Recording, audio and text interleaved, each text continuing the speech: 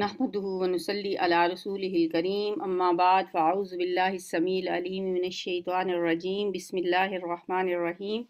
ربي اشرح لي صدري ويسر لي امري واحلل عقدة من لساني يفقهوا قولي ربي يسر ولا تعسر وتمم بالخير۔ سورۃ الاحقاف آیت نمبر 11 سے 20 تک۔ آج 26ویں پارے کا سیکنڈ لیسن ہے۔ بسم اللہ الرحمن الرحیم۔ وقال الذين كفروا للذين آمنوا لو كان خيرا ما سبقونا إليه وإذ لم يهتدوا به فسيقولون هذا إفك قديم۔ وقال الذين كفروا، اور کہا ان لوگوں نے جنہوں نے کفر کیا، یعنی جو کافر تھے، جو اہل مکہ تھے، مشرکین مکہ نے کہا للذین آمنوا، ان لوگوں سے جو ایمان لائے تھے، یعنی کفار مومنوں سے کیا کہتے ہیں؟ لو کانا خیرن، اگر ہوتا، لو اگر، کانا ہوتا، خیرن بہتر، یعنی یہ دین جو ہے یہ اگر بہتر ہوتا، اگر اس میں کوئی خیر ہوتی، ما سبقونا، تو نہ سبقت کرتے ہم سے، الیہ، اس کی طرف، یعنی یہ جو غریب غربا، یہ جو غلام ہیں، یہ جو جن کو وہ گئے گزرے لوگ کہتے تھے، یہ ہم سے کبھی سبقت نہ لے جاتے، ہم سے پہلے یہ کبھی بھی اسلام قبول نہ کرتے اگر اس دین میں کوئی خیر ہوتی۔ یعنی کافروں نے مومنوں سے کہا، ایمان والوں سے کہا کہ اگر یہ دین، یہ قرآن کوئی خیر ہوتا تو یہ لوگ اس کی طرف ہم سے پہلے نہ چلے جاتے، یہ ہم سے سبقت نہ لے جاتے۔ یہ موقف تھا ان کا، سرداران قریش کا، اور وہ اپنے آپ کو بڑے دانشور، عقل مند اور بہت سرکردہ لیڈر سمجھتے تھے کہ ہم تو بہت ہی ذہین لوگ ہیں، اگر ہم اس دین کی طرف مائل نہیں ہوئے اور ہمیں اس قرآن میں کوئی کشش محسوس نہیں ہوئی تو اس کا مطلب ہے کہ اس میں کوئی بھلائی کی بات ہے ہی نہیں، ورنہ یہ غریب غربا، یہ گھٹیا لوگ جو ہم سے سبقت لے گئے ہیں تو یہ ہم سے پہل نہ کرتے، کیونکہ نبی صلی اللہ علیہ وسلم پہ ایمان لانے والوں میں زیادہ تر نادار، مزدور، غلام لوگ ہی تھے، اور زیادہ تر یہی لوگ پھر شروع میں آپ کے ارد گرد بھی موجود ہوتے تھے۔ جس طرح حضرت نوح علیہ السلام کی قوم میں سے بھی یہی غریب غربائی ایمان لائے تھے، تو حضرت نوح کی قوم کے سرداروں کو بھی یہی اعتراض تھا کہ آپ کے ماننے والے اگر نچلے طبقے کے لوگ ہیں تو پھر ہم آپ کی بات نہیں مانیں گے، ہم آپ کے ساتھ، ان لوگوں کے ساتھ آ کے نہیں بیٹھ سکتے، ہم آپ کی محفل میں آ جائیں لیکن ان کے ساتھ بیٹھنا ہمیں گوارا نہیں تھا، ان مزدوروں کے ساتھ، غلاموں کے ساتھ، کم تر حیثیت کے لوگوں کے درمیان بیٹھنا ہماری شان کے خلاف ہے۔ اگر آپ ان کو اپنی محفل سے اٹھا دیں تو پھر ہم آپ کے پاس آ کر آپ کی بات سن سکتے ہیں، اس پہ غور کر سکتے ہیں۔ سورہ انعام میں بھی اللہ تعالیٰ نے پھر مومنوں کے بارے میں یہ بات حضور صلی اللہ علیہ وسلم سے اللہ تعالیٰ فرماتے ہیں وَلَا تَطْرُدِ الَّذِينَ يَدْعُونَ رَبَّهُمْ بِالْغَدَاةِ وَالْعَشِيِّ يُرِيدُونَ وَجْهَهُ، اور آپ نہ اٹھائیے، نہ دھتکاریے ان لوگوں کو جو پکارتے ہیں اپنے رب کو صبح و شام اور اللہ کی رضا کے طالب ہیں۔ مَا عَلَيْكَ مِنْ حِسَابِهِمْ مِنْ شَيْءٍ وَمَا مِنْ حِسَابِكَ عَلَيْهِمْ، آپ کے ذمے ان کے حساب میں سے کچھ نہیں اور نہ آپ کے حساب میں سے ان کے ذمے کچھ ہے۔ فَتَطْرُدَهُمْ، اگر آپ نے ان کو اٹھا دیا، فَتَكُونَ مِنَ الظَّالِمِينَ، تو پھر آپ ظالموں میں سے ہو جائیں گے۔ تو یہاں ان لوگوں کا یہ موقف بیان کیا گیا ہے کہ وہ کہتے ہیں کہ اس میں کوئی بھلائی والی یا خیر والی کوئی بات ہوگی ہی نہیں قرآن میں اور اس دین میں جو آپ جس کی طرف ہمیں دعوت دے رہے ہیں، ورنہ ہم ضرور پہل کرتے۔ وَإِذْ لَمْ يَهْتَدُوا، اور جب نہیں ہدایت پائی انہوں نے بھی، اس کے ذریعے، یعنی چونکہ انہوں نے اس قرآن کے ذریعے ہدایت نہیں پائی، فَسَيَقُولُونَ، تو پس وہ عنقریب ضرور کہیں گے، کیا؟ ہَذَا إِفْكٌ قدیم، یہ تو پرانا جھوٹ ہے، چونکہ انہیں اس کے ذریعے سے ہدایت نہیں مل سکی تو اب یہ اسے افکن قدیم قرار دیں گے کہ یہ تو پرانا جھوٹ ہے۔ ہاذا، یہ افک تو ویسے بھی جھوٹ کو کہتے ہیں، جیسے حضرت عائشہ کا جو واقعہ ہے جب ان پہ الزام لگا تھا اسے واقعہ افک کہا جاتا ہے، جھوٹا واقعہ، قدیم پرانا، یہ تو پرانا جھوٹ ہے، یعنی گھڑی ہوئی بات ہے۔ ومن قبل ہی، اور اس سے پہلے، کتاب موسیٰ، موسیٰ علیہ السلام کی کتاب، امام و رحمہ، لوگوں کے لیے امام تھی یعنی پیشوا تھی، اور رحمہ، اور رحمت تھی، کہ اس وقت اس سے پہلے موسیٰ علیہ السلام کی کتاب بھی موجود ہے، وہ بھی رہنمائی کرنے والی ہے، وہ بھی رحمت ہے۔ وہذا کتاب مصدق، اور یہ کتاب جو ہے یعنی قرآن پاک، یہ مصدق ہے، یہ تصدیق کرتی ہے، لسان عربی، جو عربی زبان میں ہے، یہ عربی زبان میں جو کتاب ہے، یہ قرآن حکیم، یہ مصدق ہے، تصدیق کرنے والا ہے تورات کا بھی اور انجیل کا بھی۔ اور قرآن کی یہ تصدیق جو ہے، اس کے بارے میں قرآن ہی سے ہمیں حوالے ملتے ہیں۔ سورہ مائدہ میں آتا ہے اِنَّا أَنزَلْنَا التَّوْرَاةَ فِيهَا هُدًى وَنُورٌ، ہم نے نازل کیا تورات کو، اس میں ہدایت بھی ہے اور اس میں نور بھی۔ پھر سورہ مائدہ میں فرمایا فَآتَيْنَاهُ الْإِنجِيلَ فِيهِ هُدًى وَنُورٌ، ہم نے عیسیٰ ابن مریم کو یعنی اس کو انجیل عطا کی، یہ بھی ہدایت اور نور ہے۔ چنانچہ قرآن ایک تو ان دونوں کتابوں کے اللہ کی طرف سے ہونے کی تصدیق کرتا ہے کہ یہ منزل من اللہ ہیں، یہ دونوں کتابیں، اگرچہ اب ان میں تحریف کر دی گئی ہے، لیکن ایک وقت میں جب یہ نازل ہوئی ہیں تو یہ اللہ کی طرف سے نازل کی گئی سچی کتابیں۔ اور اسی تصدیق کا ایک پہلو یہ بھی ہے کہ تورات اور انجیل میں جو پیشین گوئیاں کی گئی ہیں، قرآن ان کی بھی تصدیق کرتا ہے، اس کا بھی مصداق بن کر آیا ہے۔ لِيُنذِرَ الَّذِينَ ظَلَمُوا، تاکہ وہ ڈرائے ان لوگوں کو جنہوں نے ظلم کیا۔ لِيُنذِرَ، لام ہے تاکہ، يُنذِرَ وہ ڈرائے، الَّذِينَ ان لوگوں کو، ظَلَمُوا جنہوں نے ظلم کیا، وَبُشْرَا اور خوشخبری سنا دے، لِلْمُحْسِنِينَ احسان کرنے والوں کو، محسنین کو۔ ڈرانا جو ہوتا ہے نا، خبردار کرنا اور متنبع کرنا، یہ ذمہ داری قرآن کی اور قرآن سنانے والے کی تھی کہ آپ لوگوں کو متنبع کر دیں، اور اسی لیے اللہ تعالیٰ نے قرآن کو آسان بھی بنایا، کیونکہ یہ عام لوگوں تک پہنچنا تھا، اور تاکہ عام لوگ اسے سمجھ سکیں، وہ اس سے ان کو وارن کیا جا سکے، ہر شخص تک اس کا پیغام پہنچ سکے، ورنہ یہ مشکل کتاب ہوتی تو پھر تو ہر بندہ اسے سمجھ ہی نہیں سکتا تھا۔ اس لیے فرمایا وَلَقَدْ يَسَّرْنَا الْقُرْآنَ لِلذِّكْرِ، ہم نے قرآن کو سمجھنے کے لیے آسان کر دیا، ہر بندہ اس کو سمجھ سکتا ہے۔ وَبُشْرَىٰ لِلْمُحْسِنِينَ، بشارت بن جائے احسان کرنے والوں کے لیے۔ محسن کون ہوتے ہیں؟ احسان کرنے والے، جو جیسے پہلے بھی میں نے آپ کو بتایا ایک درجہ ہوتا ہے اسلام کا، اس اسلام کے درجے سے آگے بڑھ کر وہ ایمان کے درجے پہ فائز ہوتے ہیں۔ جب ایمان ان کے دلوں میں گھر کر جاتا ہے تو پھر اگلے سٹیپ پہ آتے ہیں، مزید تقوی اختیار کرتے ہیں، تقوی بڑھتا جاتا ہے تو اسلام سے ایمان کے درجے پہ آ جاتے ہیں۔ جیسے ایک جگہ پہ آتا ہے نا کہ یہ لوگ کہتے ہیں کہ ہم اسلام لائے، ان سے کہو نہیں، ہم ایمان لائے، انہیں کو نہیں ابھی تم ایمان نہیں لائے، بلکہ یہ کہو ہم اسلام لائے، ایمان تو ابھی تمہارے دلوں میں داخل ہی نہیں ہوا۔ تو اسلام کے بعد پھر ایمان دلوں میں جڑ پکڑتا ہے، جو جیسے جیسے انسان اپنا تقوی کا لیول ہائی کرتا ہے نا، اللہ کا ڈر، اللہ کا خوف، اللہ کے ساتھ اس کا تعلق بڑھتا ہے، تو وہ پھر اسلام سے ایمان کے درجے میں آ جاتا ہے، پھر مزید تقوی اختیار کرتا ہے، مزید اللہ کا خوف، اللہ کے ساتھ اس کا تعلق باللہ جو ہے وہ بڑھتے بڑھتے اس درجے تک پہنچ جاتا ہے کہ وہ پھر احسان کے درجے تک پہنچ جاتا ہے۔ تو ایسے محسنین کو آپ خوشخبری سنا دیجیے۔ ان الذین قالوا، یہ کون سے لوگ ہوتے ہیں جو احسان کے درجے تک پہنچ جاتے ہیں؟ بے شک جو لوگ کہتے ہیں ربنا اللہ، ہمارا رب اللہ ہے، ثم استقاموا، یہ کہنے کے بعد پھر وہ اس پہ جم جاتے ہیں، پھر وہ استقامت کی روش اختیار کر لیتے ہیں، پھر وہ پہاڑ بن جاتے ہیں اپنی جگہ پہ، پھر دنیا کی کوئی طاقت انہیں ہلا نہیں سکتی۔ ثم استقاموا، یہ استقامت جو ہے نا، یہ ایک بہت بڑی بات ہے.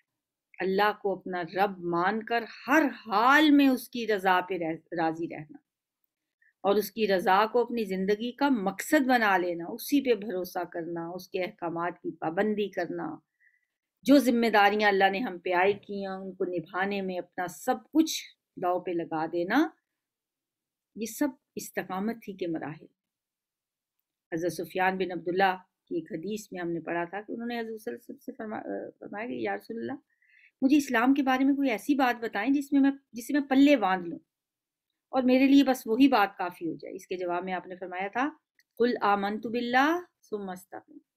تو پھر تم کہو میں اللہ پہ ایمان لایا اور پھر اس پہ جم جاؤ، پھر تمہیں دنیا کی کوئی طاقت اس سے ادھر ادھر نہ کر سکے. اس پہ جم جاؤ، استقامت اختیار کرو. اسلام لانے کے بعد، ایمان لانے کے بعد استقامت کیا ہے کہ انسان کا دل اس سوچ پہ جم جائے کہ اللہ ہی میرا رب ہے، وہی میرا حاجت روا ہے، وہی مشکل کشا ہے،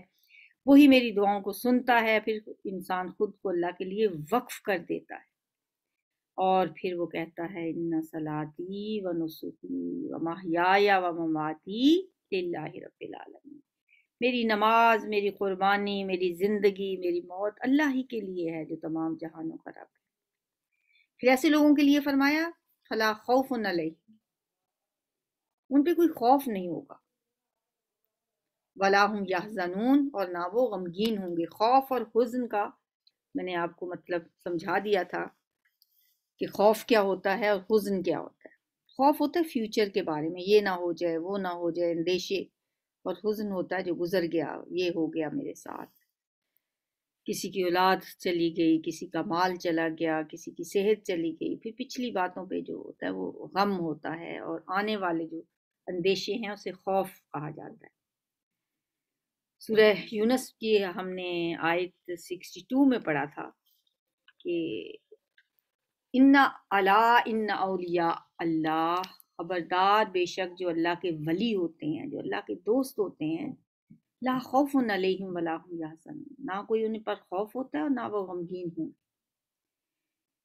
وہ جو لوگ ایمان لائے پھر ایمان پر جم گئے وہ اولیاء اللہ ہیں، آخرت میں انہیں کسی قسم کا کوئی خوف نہیں ہوگا، کوئی حزن و ملال نہیں ہوگا. اولئک اصحاب الجنتی، وہی لوگ ہیں جنت والے، خالدین فیہا، وہ ہمیشہ رہیں گے اس میں،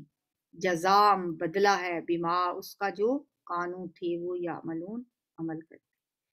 اللہ تعالیٰ جنت جو ہے نا وہ انسانوں کے اعمال کی جزا قرار دیتے. پہلے بھی کئی دفعہ میں نے بتایا کہ یہ بندوں کی قدر افزائی کے لیے اللہ تعالیٰ ایسے فرماتے ہیں کہ جنت میں داخلے اور اس کی نعمتوں کو اللہ تعالیٰ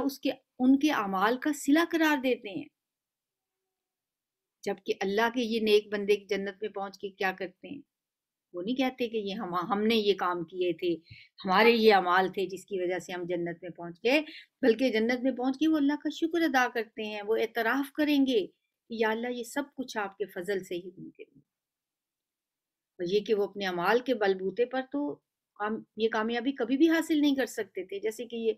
سورہ اعراف کی آیت میں نے بارہا آپ کو سنائی ہے، وقالو، وہ کیا کہیں گے، الحمدللہ الذی ہدانا لہذا وما کننا لنہتدی لولا ان ہدانا اللہ. وہ کہیں گے ہر قسم کا شکر اور کل تعریف اس اللہ کے لیے ہے جس نے ہمیں یہاں تک پہنچایا، اور ہم خود سے یہاں تک نہیں پہنچ سکتے تھے اگر اللہ ہی نے ہمیں نہ پہنچا دیا ہو. بہرحال یہ اللہ کا اپنے بندوں پہ فضل ہے کہ وہ قرآن میں بار بار ان کے نیک اعمال کی قدر افزائی فرماتا ہے کہ اگر تم لوگوں نے اس کے باوجود کہ اللہ تو کہتا ہے فمن شاء فلیکفر یؤمن فمن شاء فلیکفر، یہ آیت ہے نا، جو کوئی چاہے وہ ایمان لے اور جو کوئی چاہے انکار کر دے، کیونکہ یہ تو دنیا دارالامتحان ہے. یہاں کوئی پکڑ کے تو آپ کو سیدھے رستے پہ چلائے گا نہیں. اللہ تعالیٰ آپ کا ہاتھ پکڑ کے تو نہیں لائے گا کہ نہیں تم یہ غلط کر رہے ہو تو لہٰذا نہ کرو. یہاں تو دو رستے بتا دیے گئے ہیں، اما شاکرم و اما کفورا، یہ اختیار دیا ہے تمہیں، شکر گزاری کرو یا کفر کرو، تکبر کرو. اللہ نے تمہیں پکڑنا نہیں ہے، یہ اللہ نے دو رستے سجھا دیے ہیں، تمہارے اندر بھی ڈال دیا، فَأَلْهَمَهَا فُجُورَهَا وَتَقْوَاهَا، تمہارے اندر یہ بھی الہام کر دیا گیا ہے، فسق و فجور بھی اور تقوی کی صلاحیت، دونوں صلاحیتیں تمہارے اندر موجود ہیں۔ اب تم محنت کر کے کس درجے کی طرف اپنے آپ کو لے کے جاتے ہو، کس رستے کی طرف تم اپنے آپ کو لے کے جاتے ہو، یہ اب سب ٹو یو کہ آپ کون سا رستہ اختیار کرتے ہیں۔ اگر اس اختیار کے باوجود اللہ فرماتے ہیں کہ تم میرے بندے بن کر زندگی گزارنے کا فیصلہ کرتے ہو، اس میں مشقتیں اور تکلیفیں برداشت کرتے ہو، تو پھر یہ جنت تمہارے اعمال کا صلہ میں قرار دیتا ہوں، میں تمہیں آگے بڑھنے کی توفیق بھی عطا کرتا ہوں، تمہارے لیے آسانیاں بھی پیدا کرتا ہوں، اور پھر تمہارے اعمال کے بدلے میں تمہیں جنت جیسی ابدی اور دائمی نعمتیں بھی عطا فرماتا ہوں۔ جزاء بما کانوا یعملون ووصینا الانسان، اور ہم نے تاکید کی انسان کو، وصیت سے ہے یہ لفظ، وصینا، ہم نے الانسان، انسان کو، اور ہم نے انسان کو تاکید کی ہے بوالدیہ، اپنے والدین کے ساتھ احسانا، نیکی کرنے کی، احسان کرنے کی۔ ہم نے انسان کو تاکید کی ہے کہ وہ اپنے والدین کے ساتھ حسن سلوک کرے۔ کیوں؟ حملتہ امہ کرہا ووضعتہ کرہا، اسے اٹھائے رکھا، حملتہ، اسے اٹھائے رکھا، حمل کا لفظ اسی سے ہے، امہ، اس کی ماں نے، کرہن، تکلیف کی حالت میں، ووضعتہ، اور اسے جنم دیا، کرہن، تکلیف کی حالت میں،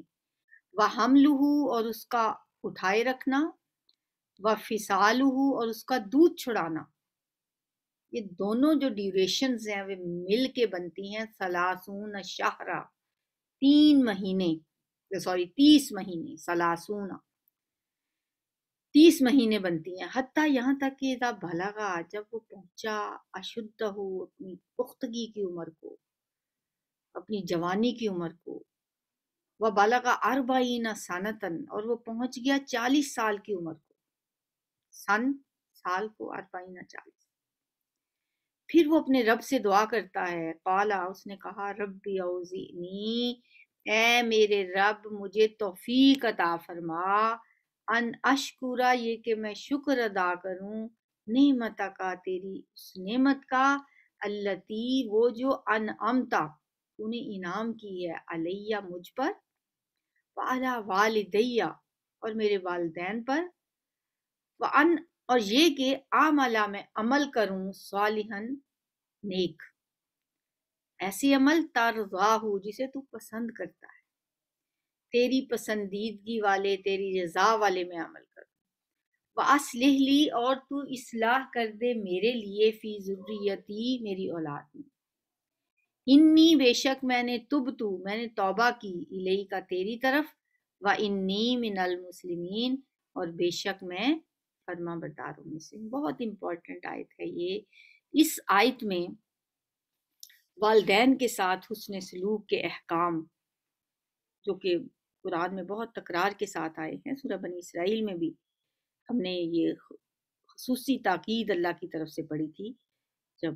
آیت نمبر 23 میں اللہ تعالیٰ فرماتے ہیں وَقَضَىٰ رَبُّكَ أَلَّا تَعْبُدُوا إِلَّا إِيَّاهُ وَبِالْوَالِدَيْنِ إِحْسَانًا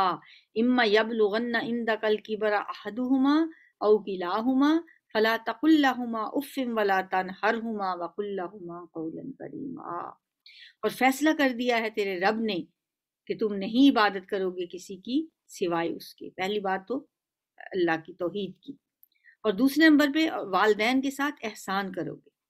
اگر پہنچ جائیں تمہارے پاس بڑھاپے کو، ان میں سے کوئی ایک یا دونوں، تو اف تک نہ کہنا، فلا تقل لہما افن، تو ان دونوں میں سے کسی کو اف بھی نہ کہو، اور انہیں جھڑکو نہ، اور ان کے ساتھ نرمی کے ساتھ بات کرو، وقل لہما قولا کریما، نرمی کی بات ان کے ساتھ کرو۔ تو یہاں پہ بھی والدین کے احترام کی بات ہے، اولاد کے لیے اگرچہ دونوں ہی، والد بھی اور والدہ بھی دونوں قابل احترام ہیں، دونوں ہی نے ان کے ساتھ حسن سلوک کہ وہ دونوں مستحق ہیں، لیکن بچے کی پیدائش اور پرورش میں ماں کا حصہ زیادہ ہے. اس کی مشقت اور اس کی ذمہ داریاں چونکہ والد سے زیادہ ہیں، اس لیے اولاد کی طرف سے خدمت اور حسن سلوک کے حوالے سے بھی ماں کا حق فائد بڑھ کر ہے. سورہ لقمان میں ماں کے خصوصی حق کا ذکر اس طرح آیا، وَوَصَّيْنَا الْإِنسَانَ بِوَالِدَيْهِ حَمَلَتْهُ أُمُّهُ وَهْنًا عَلَى وَهْنٍ وَفِصَالُهُ فِي عَامَيْنِ، اور ہم نے وصیت کی انسان کو اس کے والدین کے بارے میں، اس کو اٹھائے رکھا اس کی ماں نے کمزوری پر کمزوری جھیل کر، پھر اس کا دودھ چھڑانا ہوا 2 سال میں. تو یہ والدہ کا جو خصوصی حق ہے اس کے بارے میں ایک حدیث میں آتا ہے کہ ایک صحابی نے حضور صلی اللہ علیہ وسلم سے عرض کیا، یا رسول اللہ، میرے حسن سلوک کا سب سے زیادہ مستحق کون ہے؟ آپ نے فرمایا تیری ماں. انہوں نے پھر پوچھا اس کے بعد کون؟ آپ نے فرمایا تیری ماں. اس نے پھر پوچھا، 4 مرتبہ یہی سوال دہرایا. آپ نے 3 مرتبہ فرمایا تمہاری ماں، جبکہ چوتھی مرتبہ آپ نے فرمایا تمہارا باپ. یعنی 3 درجے ماں کا جو درجہ ہے وہ باپ سے بڑھ کر ہے. ہاں یہ بات بھی ذہن میں رکھنی چاہیے کہ والدہ کے حق کی یہ فوقیت جو ہے وہ اخلاقی اعتبار سے ہے، قانونی طور پر والد کا حق ہی بڑھ کر ہے. مثلا اس میں تو کوئی شک ہی نہیں ہے کہ جنت ماں کے قدموں کے نیچے ہے، الجنت تحت اقدام الامہات. لیکن اگر میاں بیوی میں علیحدگی ہو جائے تو قانونی طور پر اولاد پر پھر حق کس کا ہوتا ہے؟ باپ کا حق تسلیم کیا جاتا ہے.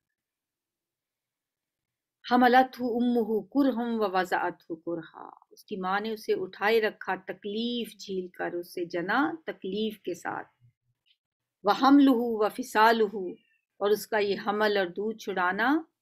کتنی دیر کا ہے؟ 30 شہرا، 30 مہینے. ان 2 جملوں میں ان تمام مشقتوں اور تکلیفوں کی طرف اشارہ کر دیا گیا جو والد کے مقابلے میں والدہ اٹھاتی ہے. بچے کی پیدائش اور پرورش میں والد بھی بالواسطہ طور پہ حصہ لیتا ہے، لیکن والدہ اس پورے عمل میں براہ راست اس کا رول بڑا امپورٹنٹ ہوتا ہے. پریگننسی کے دوران جو پریشانیاں اسے جھیلنی ہوتی ہیں، اور پھر ڈلیوری کی جو جان لیوا تکلیف ہے، اور پھر دودھ پلانا، پرورش کرنا، یہ سب صبر آزما مشقتیں وہ اکیلی جھیلتی، اور وہ کوئی کسی پہ احسان نہیں جتاتی. اسے پتہ ہے کہ جو یہ ماں ہی کا کام ہے، اور جو ماں کا درجہ ہے وہ اسی وجہ سے. اور یہ جو 30 مہینے کی بات ہے نا، اس میں آپ دیکھیں 30 مہینوں میں پھر آگے کہا کہ 2 سال تو وہ دودھ پلاتی ہے اس کو، 24 مہینے دودھ پلانے کے ہو گئے، تو باقی کیا بچہ 30 میں سے؟ تو باقی تو پھر بچتے ہیں 6 مہینے. اس سے یہ بات ثابت ہوئی کہ 6 مہینے کے بعد بھی بچے کی پیدائش ہو سکتی ہے. ویسے تو 9 مہینے ہوتی ہیں، لیکن بعض بچے 6 مہینے کے بعد بھی پیدا ہو جاتے ہیں، اور جن کی زندگی ہوتی ہے اللہ انہیں بچا بھی لیتا ہے. 6 مہینے کے بھی، 7 مہینے کے بھی، 8 کے بھی، 9 میں بھی. تو کم از کم جو مدت وضع حمل ہے وہ ہے 6 مہینے، کیونکہ باقی 24 مہینے دودھ پلانے کے. اور دودھ پلانے کے لیے بھی اب دیکھیں قرآن کا واضح حکم آ گیا کہ 2 سال تک.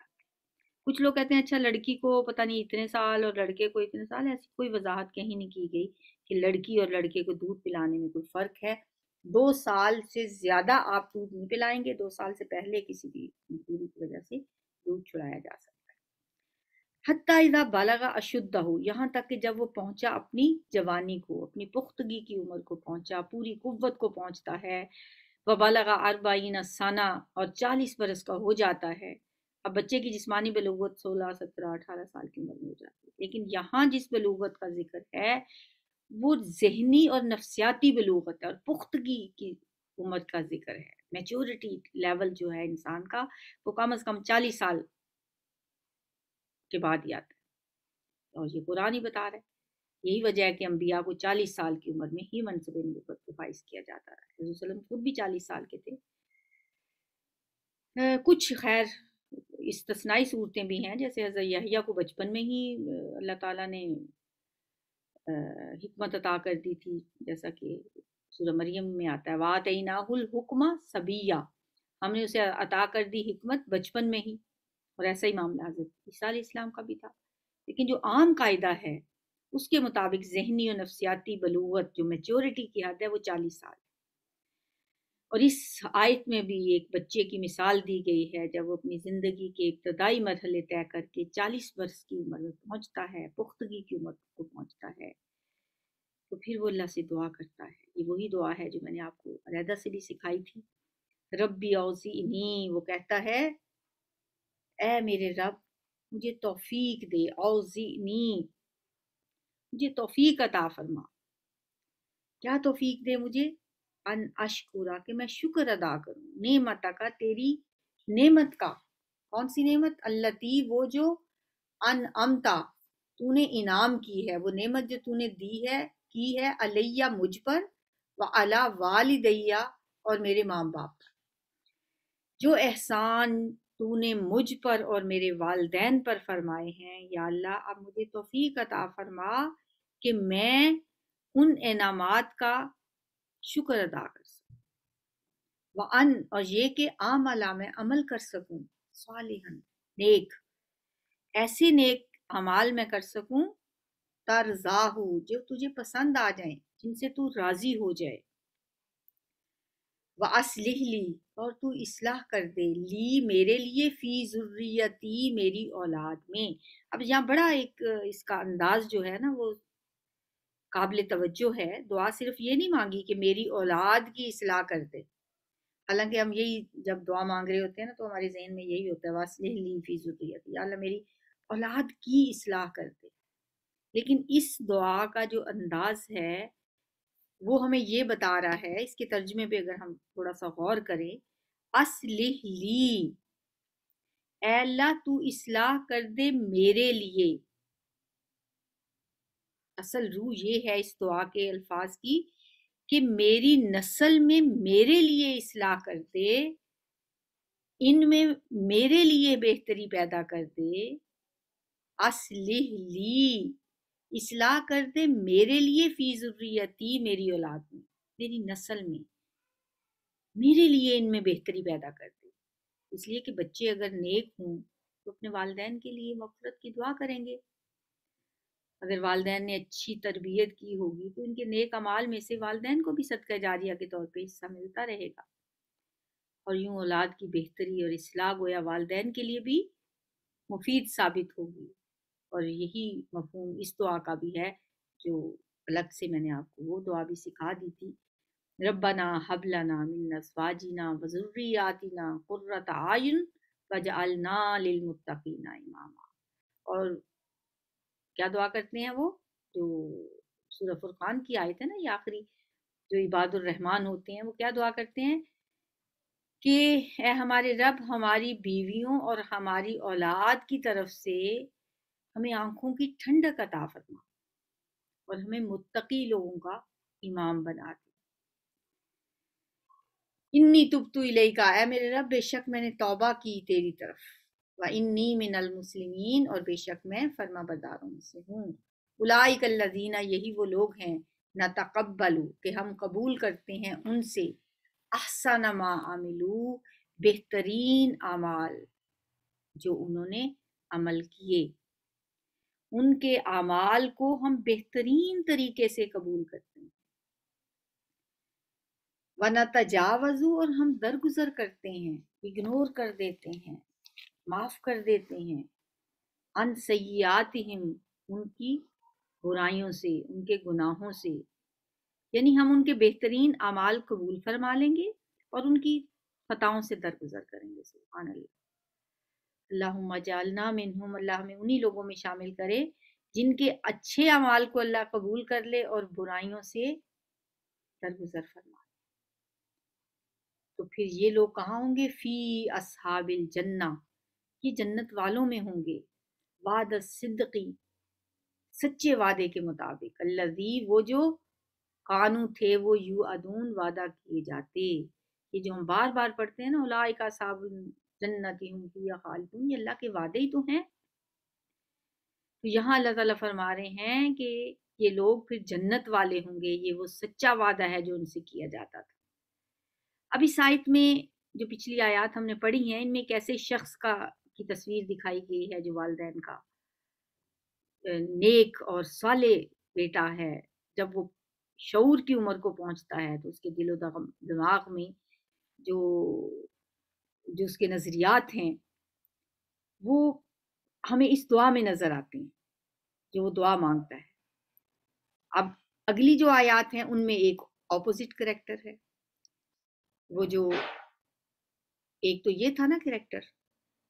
ایک دوسرا کریکٹر اب ہمیں دکھایا جا رہا ہے، والذی، اور وہ شخص جس نے کالا کہا لی والدیہ، اپنے والدین سے، اف لکما، افسوس ہے تم دونوں پر، کمار مثنیٰ کا صیغہ، ماں باپ دونوں سے کہہ رہا ہے تم پر تف ہے، افسوس ہے، یعنی میں تم دونوں سے تنگ آ گیا ہوں، اتائداننی، کیا تم دونوں مجھے دھمکیاں دیتے ہو، تم مجھے وعدے یاد دلاتے ہو، ان اخراجا، کہ مجھے نکالا جائے گا قبر سے، مرنے کے بعد مجھے دوبارہ اٹھا کر کھڑا کر لیا جائے گا، مجھے زندہ کر کے قبر سے نکال لیا جائے گا، والدین نیک ہیں، بیٹا آوارہ ہے، وہ نہ اللہ کو مانتا ہے نہ آخرت پہ یقین رکھتا ہے، تو وہ کہتا ہے کہ آپ لوگ کیا مجھے یہ باتیں ہر وقت سکھاتے رہتے ہیں کہ مرنے کے بعد دوبارہ اٹھنا پڑے گا، فقط خالت القرون من قبلی، حالانکہ یقیناً گزر چکی ہیں بہت سی قومیں، من قبلی، مجھ سے پہلے، وہما، اور وہ دونوں یعنی ماں اور باپ، یستغیثانی، وہ فریاد کرتے ہیں، استغاثہ کیا ہوتا ہے؟ فریاد، اور وہ دونوں دہائی دیتے ہیں اللہ سے، اللہ کی دہائی دیتے ہیں، اللہ سے فریاد کرتے ہوئے کہتے ہیں ویلک، وہ ہلاک ہو جائے، آمن، مان جا، ایمان لیا، ان وعد اللہ حق، بے شک اللہ کا وعدہ سچا ہے، فیقول، پھر وہ کہتا ہے ما ھذا، نہیں ہے یہ، الا مگر، اساطیر الاولین، یہ تو پچھلی کہانیاں ہیں جو آپ ہمیں سناتے رہتے ہیں، یہ دوبارہ زندہ ہونا اور آخرت کی باتیں یہ سب فرضی کہانی ہیں جو پچھلے زمانے سے چلی آ رہی ہیں، اولئک الذین، یہی وہ لوگ ہیں جن پر حق علیہم القول، کہ ثابت ہو گئی ہے ان پر بات، فی ان امتوں کے میں، قد خلت، جو گزر چکی ہیں، من قبلہم، ان سے پہلے، من الجن والانس، جنوں اور انسانوں میں سے، انہم کانوا خاسرون، خاسرین، بے شک وہ خسارہ پانے والے تھے، یعنی یہ ایسے لوگ جو ہے اللہ کے عذاب کے مستحق ہو چکے ہیں، اللہ نے کہا تھا نا لَأَمْلَأَنَّ جَهَنَّمَ مِنَ الْجِنَّةِ وَالنَّاسِ أَجْمَعِينَ، میں ضرور بھروں گا جہنم کو جنوں اور انسانوں سے، سب کے سب سے۔ اب یہ وہ لوگ ہیں جو اس طرح کی باتیں کر رہے ہیں، جن کے بارے میں ان کے رب کی یہ بات ثابت ہو چکی ہے، سچ ثابت ہو چکی ہے کہ یقیناً یہی لوگ خسارہ پانے والے ہیں۔ وَلِكُلٍّ دَرَجَاتٌ، ہر ایک کے لیے درجے ہیں، مما عملو، اس کے مطابق جو انہوں نے عمل کیے، نیک لوگوں کے لیے جنت میں درجے ہیں ڈیفرنٹ، اللہ تعالیٰ نے کرائٹیریا رکھا ہوا ہے، ہر ایک اپنے اپنے اعمال کے مطابق اس درجے میں جائے گا، وَلِيُوَفِّيَهُمْ أَعْمَالَهُمْ، اور تاکہ اللہ پورا پورا بدلہ دے ان کو ان کے اعمال کا، وَهُمْ لَا يُظْلَمُونَ، اور وہ ظلم نہیں کیے جائیں گے، وَيَوْمَ، اور جس دن یورزو پیش کیے جائیں گے، الذین، وہ لوگ، کفروا، جنہوں نے کفر کیا، علی النار، آگ پر، اذھبتم طیباتکم، تو ان سے کہا جائے گا تم لے چکے، طیباتکم، اپنی لذتیں، یعنی دنیا میں تم اپنے حصے کی عیش کر چکے ہو، اپنے حصے کی اچھی چیزیں دنیا کی زندگی میں لے چکے ہو، وَاسْتَمْتَعْتُمْ بِهَا، اور تم نے خوب فائدہ اٹھا لیا دنیا میں ان نعمتوں سے، خوب عیش کر چکے، حلال و حرام کی کوئی تمیز نہیں کی، ہر ایک حد کو توڑا، تم نے بڑے مزے اڑا لیے، جیسا کہ وہ ہے نا بابر بعیش کوش کے عالم دوبارہ نیست، کہ جتنی عیش کرنی ہے دنیا میں کر لو، یہ عالم دوبارہ تو نہیں ملے گا، یہ زندگی، اکثر لوگوں کو آپ نے کہتے ہوئے سنا ہوگا کہ یہ زندگی روز روز تھوڑی ملے گی، ایک ہی دفعہ زندگی ملتی ہے، اس میں خوب انجوائے کر لو، تو اس دن ان سے بھی کہا جائے گا کہ اذھبتم طیباتکم فی حیاتکم الدنیا، تم نے مزے اڑا لیے اپنی دنیا کی زندگی میں، خوب فائدہ اٹھا چکے تم ان سے، فالیوم، پس آج کے دن، تجزونا، تم بدلہ دیے جاؤ گے، عذاب الہونی، ذلت کے عذاب کا، ہونی رسوائی، ذلت کا عذاب، بما کنتم تستکبرون فی الارض، اس وجہ سے کن تم جو تھے تم تستکبرون تم تکبر کرتے فی الارض زمین میں بغیر الحق ناحق وبما کنتم تفسقون اور اس وجہ سے جو تم نافرمانی کرتے تھے. آج تمہیں ذلت کا عذاب دیا جائے گا اس تکبر کی وجہ سے جو تم زمین میں ناحق کیا کرتے تھے اور ان نافرمانیوں کی وجہ سے جو تم کیا کرتے تھے. دنیا میں تم نے اپنے حصے کے سارے عیش اڑا لیے. اب آ جاؤ، کب تک خیر مناؤ گے؟ اب تمہارا انجام تجزون عذاب الہون، ذلت کا عذاب ہے اب تمہارے لیے. اللہم لا تجعلنا منہم، اللہ تعالی ہمیں ایسے برے عذاب سے بچائے. سبحانک اللہم و بحمدک نشہد ان لا الہ الا انت نستغفرک و نتوب الیک.